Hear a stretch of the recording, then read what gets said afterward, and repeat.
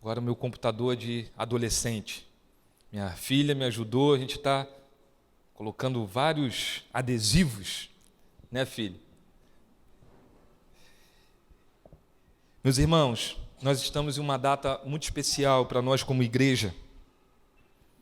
Nós estamos em um tempo de Yom Kippur, um tempo de uma profundidade na nossa vida e avaliarmos e permitir que o Espírito Santo de Deus possa sondar os nossos corações. Quando nós falamos sobre sondar o nosso coração, não é para que Deus possa encontrar algum problema em nós. Deus nos conhece. Quando Ele sonda o nosso coração, quando o salmista fala, sonda o meu coração, para que se existe alguma coisa de errado em mim, para que eu possa ver. Então o salmista está dizendo, Senhor, me mostra aquilo que precisa ser transformado, aquilo que precisa ser mudado. Então, sondar o nosso coração tem a ver com isso. E na semana passada, o Léo, ele ministrou e foi muito importante, porque ele estava ministrando em um tempo da festa das trombetas, e onde ele estava falando sobre esse ponto de sermos guiados pelo o som de Deus, pela trombeta que está tocando nesse tempo. E o que está tocando nesses dias, o que está tocando hoje é um lugar de arrependimento. E o Léo veio falando sobre o significado da palavra techuvá, que é retorno. Então nós estamos muitas das vezes em situações onde o Senhor está sondando o nosso coração, nos mostrando aquilo que nós precisamos mudar e nós precisamos voltar. Sair desse lugar de erro e pegar o caminho correto. É um retorno que nós precisamos ter. E nós estamos orando, Senhor, nos perdoa. O Senhor está literalmente trazendo nos nossos corações aquilo que precisa ser transformado, aquilo que nós precisamos voltar. Mas nós precisamos ter uma coerência muito grande diante do que nós estamos orando e diante do que nós estamos ouvindo da parte de Deus. Se o Senhor está nos alertando, nós precisamos ter frutos de arrependimento. Não adianta eu simplesmente falar que eu errei e continuar nesse caminho. Se nós estamos identificando que erramos, precisamos voltar. Nós precisamos ter o fruto de arrependimento. Entenda, meu irmão, se você está sendo alertado daquilo que você precisa mudar, se você tem a consciência que você precisa mudar e você não muda, eu quero dizer que possivelmente você está se movimentando em rebeldia. E a rebeldia é algo muito profundo diante de Deus. Nós precisamos voltar os nossos corações.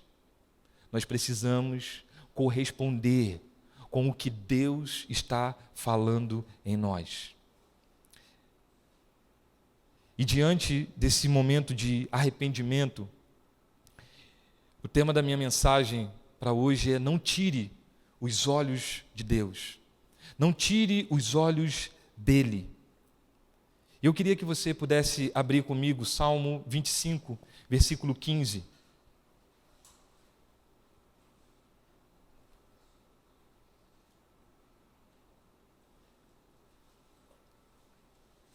E nós precisamos, meus irmãos, nos arrependermos, porque muitas das vezes nós tiramos os olhos de Jesus.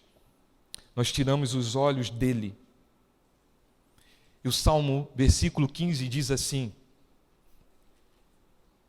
os meus olhos estão sempre voltados para o Senhor, pois só Ele livrará os meus pés da armadilha. Os meus olhos estão sempre voltados para o Senhor, pois só Ele livrará os meus pés da armadilha. Davi, ele sabia que se ele tirasse os olhos de Deus, ele seria uma presa muito fácil. Davi, ele tinha essa clareza E o pecado faz com que a gente tire os nossos olhos de Deus. E quando nós tiramos os olhos de Deus, nós minimizamos tudo aquilo que Deus tem para fazer em nós, através de nós. E por que nós tiramos os olhos de Deus? Porque nós somos seduzidos por muitas coisas. Então, muitas das vezes você está ali construindo algo, trabalhando em uma construção, e a gente sabe que para construir é muito difícil, mas para quebrar e destruir é muito fácil. Não é assim? A gente não sabe que é assim que acontece? Então a gente entende que diante dessa construção, desse projeto que nós estamos falando sobre plantar, isso dá muito trabalho. Você precisa trabalhar a terra, você precisa colocar adubo nessa terra, você precisa semear, você precisa regar, tudo isso é muito difícil, isso não é fácil. E nós precisamos olhar e entender que quando nós tiramos os olhos daquilo que nós estamos trabalhando e começamos a olhar para o lado, começamos a olhar para aquilo que está acontecendo na vida de outras pessoas, ou olhando para possíveis seduções, nós esquecemos daquilo que está sendo construído, daquilo que está sendo plantado e deixamos ali. E muitas das vezes nós sabemos que os pássaros vêm, levam as sementes, o mato começa a crescer, e nós perdemos anos de trabalho. Nós não conseguimos valorizar tudo aquilo que o Senhor tem colocado para nós. Nós minimizamos. Nós acreditamos que se eu estivesse fazendo uma outra coisa, seria melhor. E não experimentamos algo que Deus, de fato, quer fazer na sua vida, diante desse processo que você e a sua família precisa passar. E hoje eu quero muito pontuar, falando sobre duas formas que nos leva a tirar os nossos olhos de Jesus. E o primeiro é o medo. O medo nos faz tirar os olhos de Jesus. O que o medo produz? Quando nós olhamos as circunstâncias da vida, aquilo que está acontecendo ao nosso redor, nós passamos a ter medo. E nós não estamos acreditando naquilo que Deus tem para nós. Abra sua Bíblia em 2 Reis, capítulo 6, versículo 8.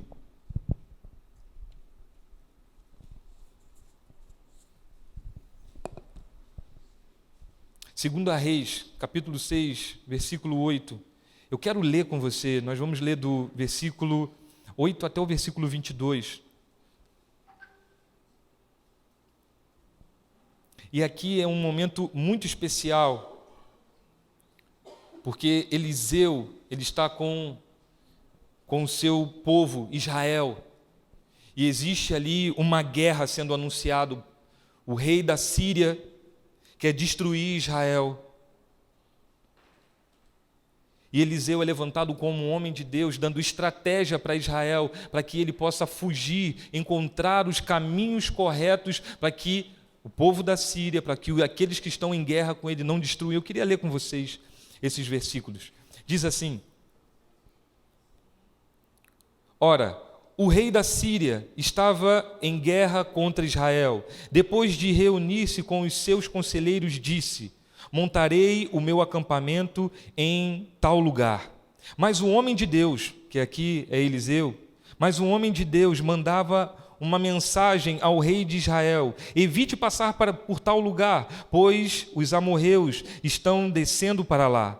Assim, o rei de Israel investigava o lugar indicado pelo homem de Deus. Repetidas vezes, Eliseu alertou o que o rei, que tomava as devidas precauções. Versículo 11. Isso enfureceu o rei da Síria, que convocou os seus conselheiros e perguntou-lhe: vocês me apontarão qual dos nossos está do lado do rei de Israel? Respondeu um conselheiro: nenhum de nós, majestade. É Eliseu, o profeta, que está em Israel. que revela ao rei de Israel até as palavras que tu pensas quando está no seu quarto. Ordenou o rei: descubra onde ele está, para que eu mande capturá-lo. Quando lhe informaram que o profeta estava em Dotã, ele enviou para lá uma grande tropa de cavalos e carros de guerra, e eles chegaram à noite e cercaram a cidade. O servo do homem de Deus, o servo de Eliseu, levantou-se bem cedo pela manhã e, quando saía, viu que uma tropa de cavalos e carros de guerra haviam cercado a cidade. Então exclamou: ah, meu senhor, o que faremos? O profeta respondeu: não tenha medo. Aqueles que estão conosco são mais numerosos do que daqueles que estão com eles. Eu quero repetir esse versículo. O profeta respondeu: não tenha medo. Aqueles que estão conosco são mais numerosos do que os que estão com eles. Versículo 17. E Eliseu orou: Senhor, abre os olhos dele para que veja. Então o Senhor abriu os olhos do rapaz, que olhou e viu as colinas cheias de cavalos e carros de fogo ao redor de Eliseu. Quando os amorreus desceram na direção de Eliseu, orou ao Senhor: fere estes homens com cegueira. Então eles os feriu com cegueira, conforme Eliseu tinha pedido. Segura até aqui. Meus irmãos, olha que história maravilhosa. Essa história é fantástica. O servo do profeta não estava enxergando porque ele estava tomado de medo. Ele acorda pela manhã com a sua xícara de café, ele entra na varanda e ele... estamos cercados. Um exército está cercando uma casa pequena de um profeta e um pequeno servo. E ele volta para dentro e diz: Eliseu, nós estamos cercados. E Eliseu fala: filho, você não sabe de nada. Sabe de nada, inocente. Saiba que aqueles que estão conosco é mais numeroso daqueles que estão com eles. Meus irmãos, aqueles que estão com vocês, aqueles que estão com a igreja de Cristo Jesus, é mais numeroso do que aqueles que estão no mundo. O Senhor está nos guardando, o Senhor coloca os seus anjos poderosos, as suas carruagens de fogo para proteger todos aqueles que são de Cristo Jesus. Por isso eu digo para você, digo para mim, para minha família: não tenha medo. O medo vai fazer com que eu tire os olhos de Cristo Jesus e coloque diante das circunstâncias o medo.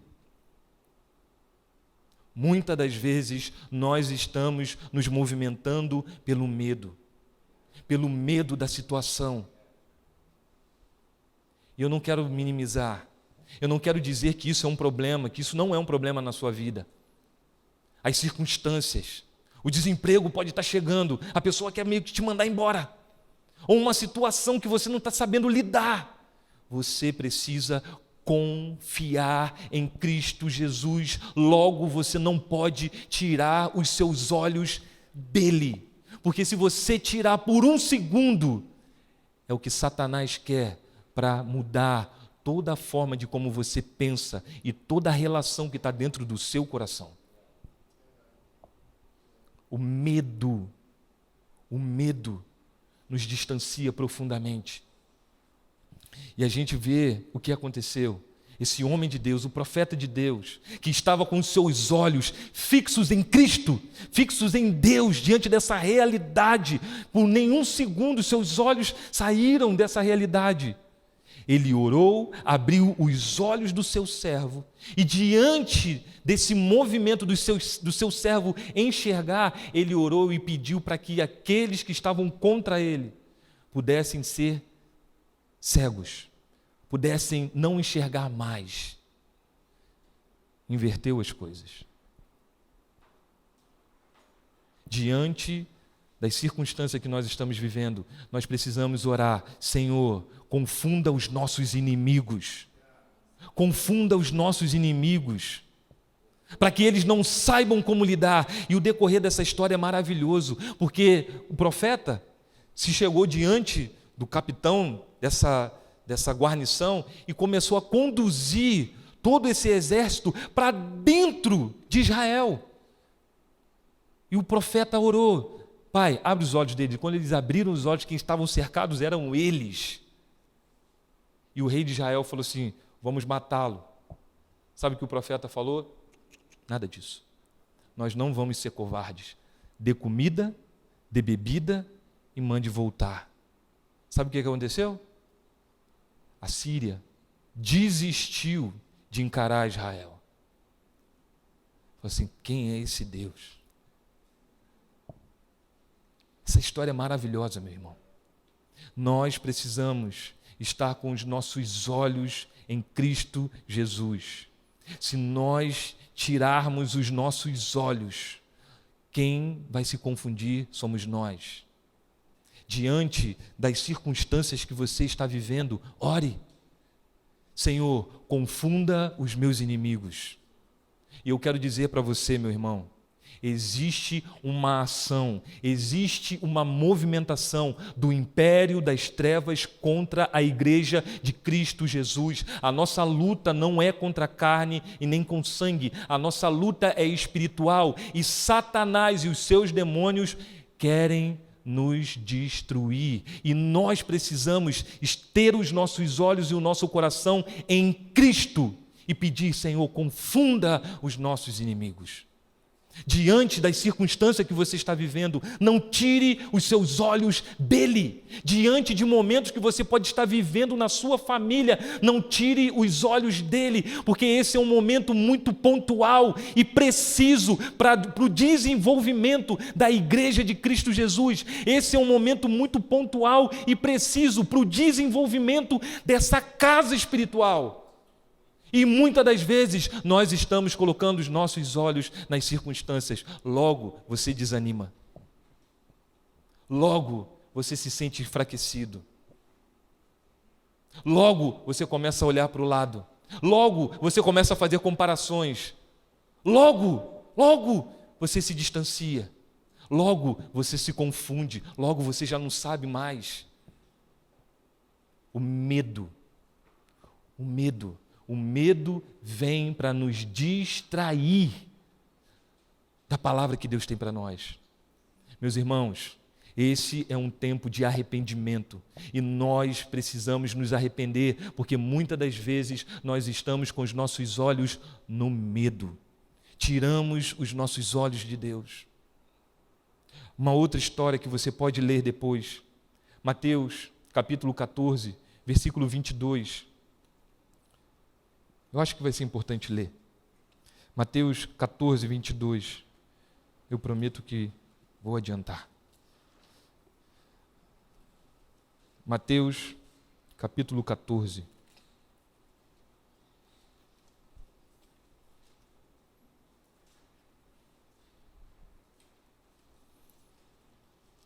Esse é um momento muito especial na vida de Pedro.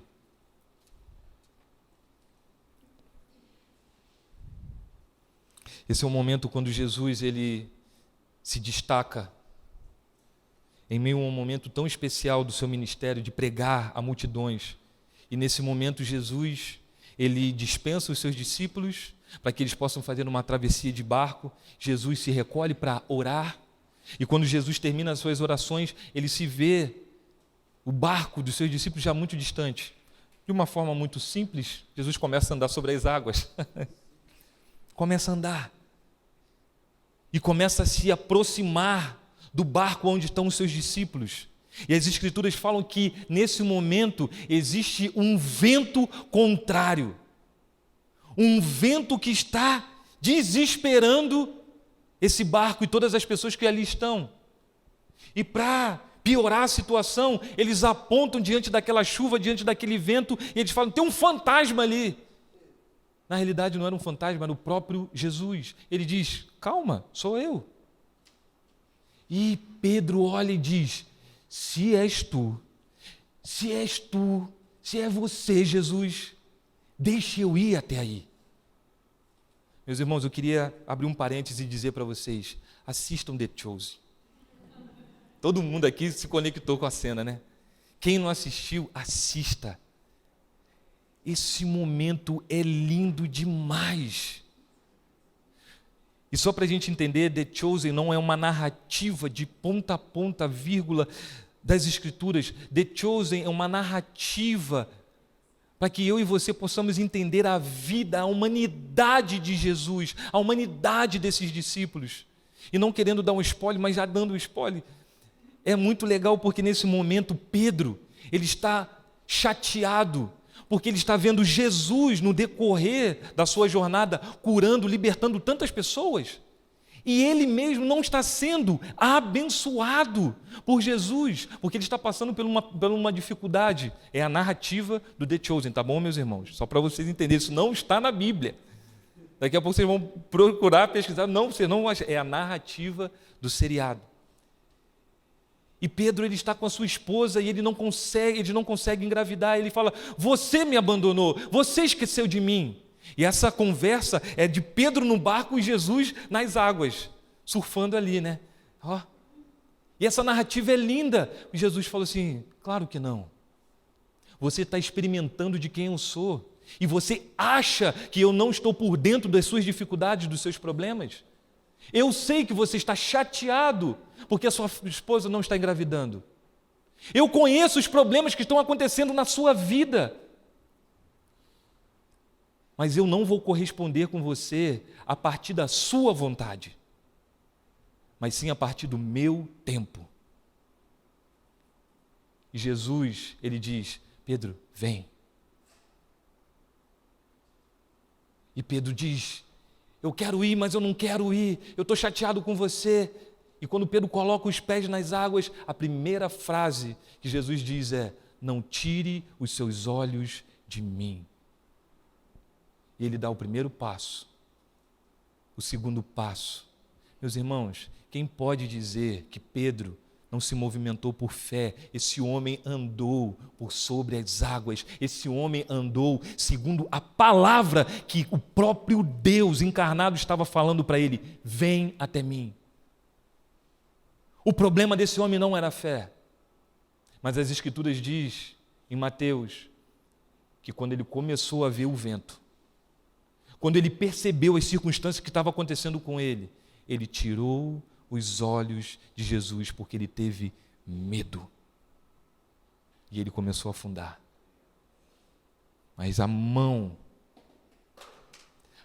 de Jesus está sempre disposta a nós. Mesmo diante da nossa incredulidade, mesmo diante da nossa maldade, mesmo diante de não perseverarmos, Deus estende a sua mão para nós e nos resgata do lugar de morte e de medo. Que Deus é esse? Nós tiramos os olhos dele. Meus irmãos, não tire os olhos dele. Senhor, que eu não tire os meus olhos de você. Os nossos olhos precisam estar diante dele, porque é desse lugar que vem o nosso socorro.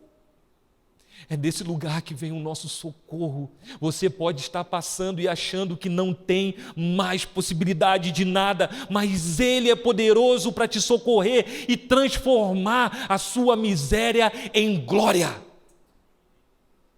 Em glória.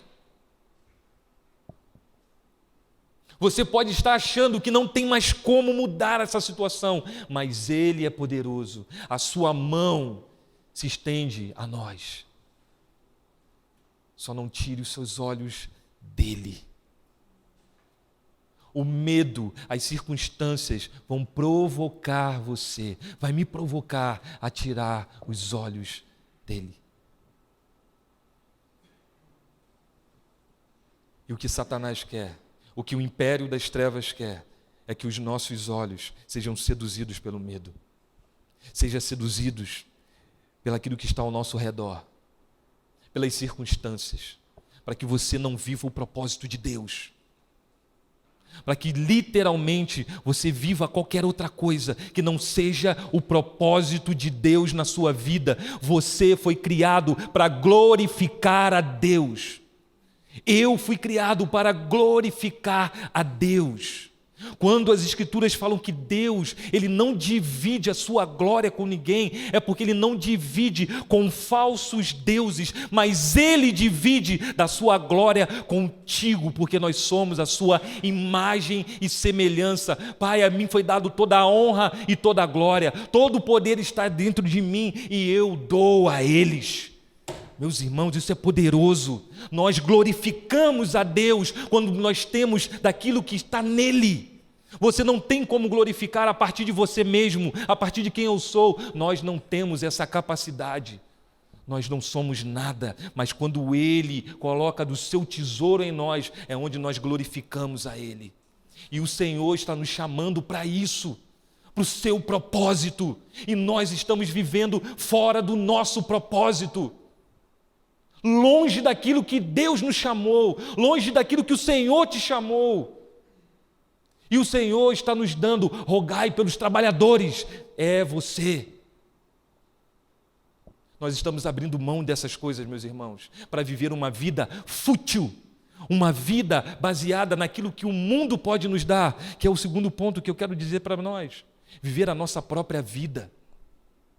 Nós, muitas das vezes, estamos vivendo a nossa própria vida, medíocre. Nós estamos com os nossos olhos naquilo que o mundo está nos oferecendo. Nós precisamos nos arrepender. Ontem nós tivemos um tempo de assembleia solene com os irmãos do Ticum em São Paulo. E uma das coisas que todo momento foi dito, a moeda do reino de Deus é a fome. É a fome e a sede. Mas sabe o que acontece, meus irmãos? Nós estamos chegando diante da mesa do banquete do Senhor com a nossa barriga cheia de muitas porcarias que o mundo nos oferece.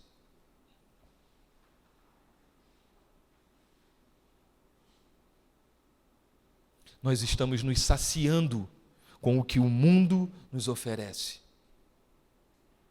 Nós começamos a olhar para os céus e dizer: quem dera eu pudesse voltar para o Egito e comer das carnes do Egito, dos pepinos que ali existiam. Deus tinha acabado de tirar esse povo da escravidão e declarando que estaria dando para eles uma terra que manava leite e mel. Só que o processo era duro, aonde eles estavam sendo alimentados pelo maná, pelo pão que caía do céu. Mas as suas expectativas estavam no mundo. As suas expectativas estavam fora daquilo que Deus estava colocando para ele. Será que isso é diferente para nós? As nossas expectativas estão diante daquilo que nós podemos ganhar e receber. E não tem problema você ganhar e receber. O problema é se o seu coração, se o meu coração está contaminado com as coisas desse mundo.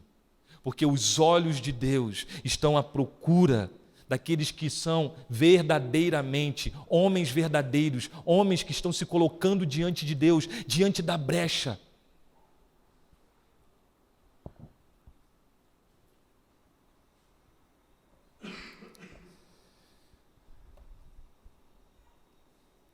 Aonde estão os nossos olhos?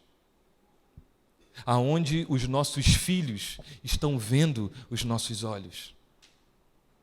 Aonde as pessoas que estão ao nosso redor, você pensa que você não é observado? Você acha que você não está sendo observado? Saiba que você está sendo observado, porque sobre você existe um propósito. E Satanás, ele quer calar você.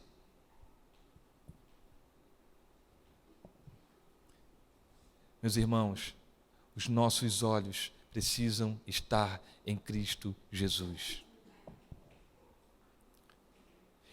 Essa é uma noite para que possamos fechar esse tempo de uma profundidade nesse arrependimento. Eu quero dizer para você, meu irmão, não tenha medo, por favor.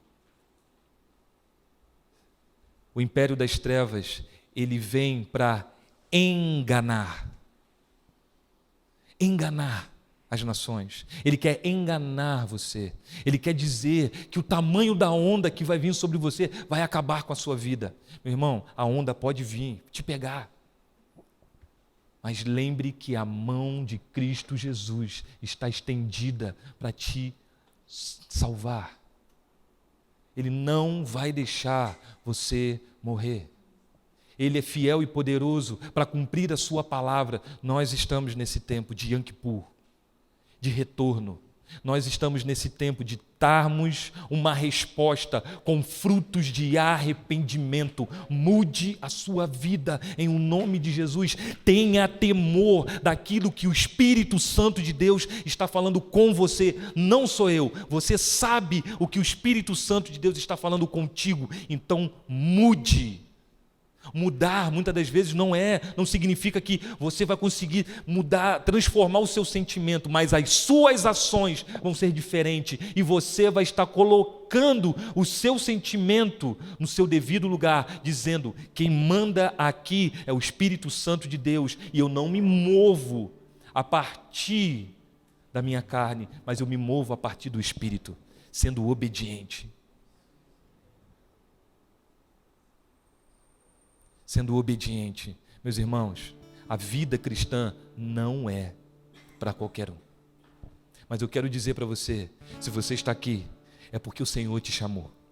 Se o Senhor te chamou, Ele te empodera. Se Ele te empodera, Ele sabe que você pode, não por você mesmo, mas pelo seu poder que pode operar em você. Nós não estamos entendendo do poder que pode operar através de nós. Há um poder que pode operar através de nós. Há um poder que pode operar através de você.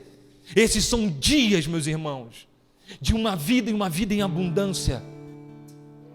Esses são dias de avançarmos diante da palavra que o Senhor tem para nós. Não desista da palavra que está sobre você. Não desvie os seus olhos. Volte os seus olhos para Ele. Aceite os processos e deixe o Espírito Santo de Deus agir, e no seu tempo Ele irá te glorificar, Ele irá te abençoar e você lançará essa glória que Ele está te dando de novo a Ele, lançando as suas coroas. Meus irmãos, isso é lindo. Apocalipse fala sobre homens que receberam coroas de glória, mas eles se ajoelharam diante da presença de Deus, diante da sua face, diante da sua beleza. Eles tiraram a glória, a sua coroa, e lançaram diante dos pés daquele que é digno. O nosso Deus tem uma movimentação para essa casa. Esses dias eu comecei a lembrar de algumas palavras que eu acredito que o Senhor tem colocado para essa casa. E eu falei: Senhor, isso é impossível. Nós somos muito pequenos para poder fazer isso. Nós não temos força, nós não temos recurso.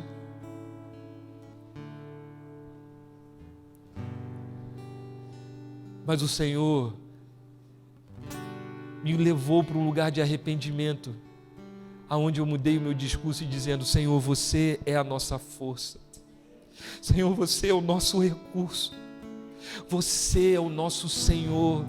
É você, Senhor. Então, se você disse, se você falou, é na sua palavra que eu me apego. Meu irmão, não se movimente pelas circunstâncias. Se arrependa profundamente, volte o seu coração a Ele e saiba que Ele é fiel e poderoso, justo e majestoso para cumprir todas as palavras que Ele tem a seu respeito.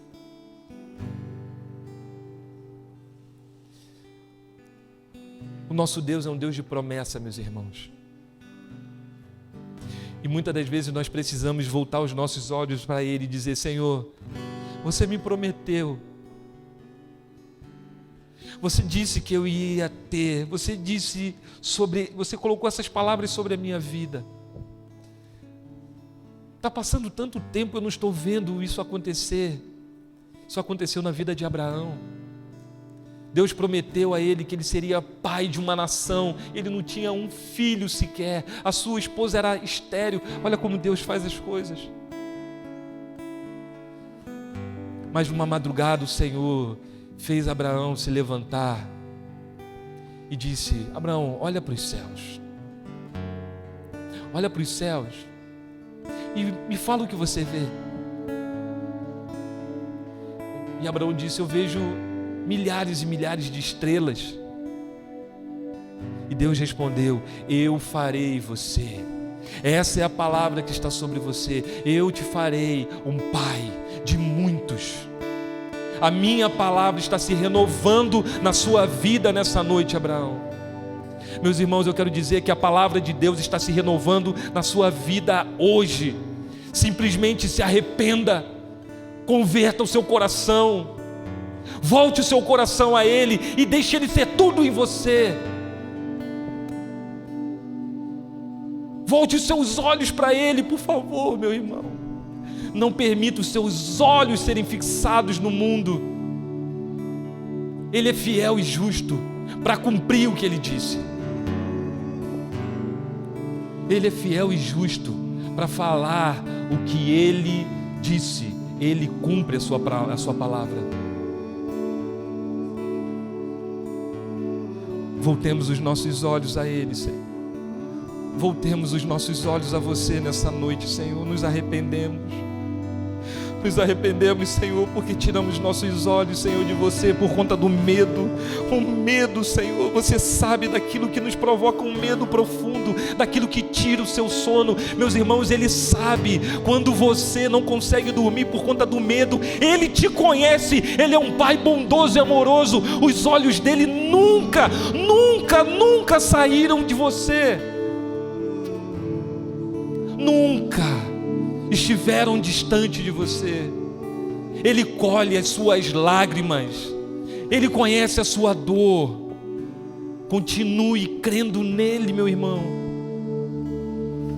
Não tire seus olhos por conta do medo. Não deixe as seduções desse mundo te levar, meu irmão, por favor. Não deixe que as coisas desse mundo te levem. Satanás está trabalhando ferozmente para esfriar a igreja, mas no nome santo de Jesus, na autoridade do sangue de Jesus, livra-nos, Senhor, da frieza desses dias, Senhor. Livra-nos, Senhor, livra essa comunidade das friezas desses dias, Senhor. Senhor, livra-nos, Senhor, da frieza, Senhor. Livra os nossos filhos, Senhor, de serem tragados, Senhor, por esse mundo, Senhor. Livra-nos, Senhor. Não permita, Senhor, por favor. Nós queremos ser uma igreja constante diante de você, crescendo diante de você, se desenvolvendo, e no seu tempo, você vai multiplicar tudo aquilo que você tem colocado em nós. Meus irmãos, por favor, se arrependa. O Senhor colocou palavras sobre vocês, sobre nós. Não são as circunstâncias que vão ditar quem nós somos em Cristo Jesus. O que vai ditar quem nós somos é a sua palavra. É a sua palavra. E eu oro na autoridade do sangue do Cordeiro de Deus, dizendo para você que o Senhor está renovando a palavra que Ele tem com você nessa noite.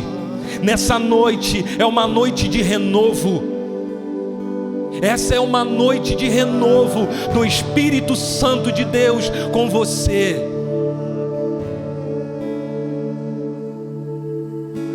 Creia naquilo que o Senhor disse sobre você. Invista a sua vida naquilo que o Senhor falou. Invista no movimento que se chama igreja. Não se distancie disso em o nome de Jesus.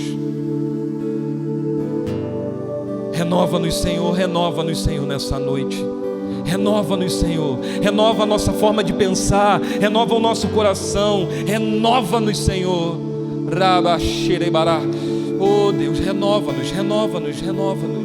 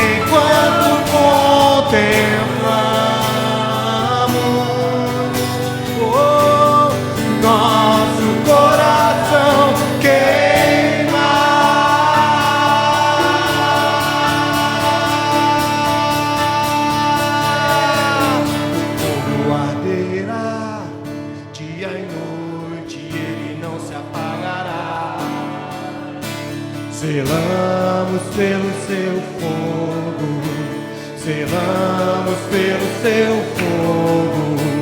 O fogo arderá dia e noite, ele não se apaga.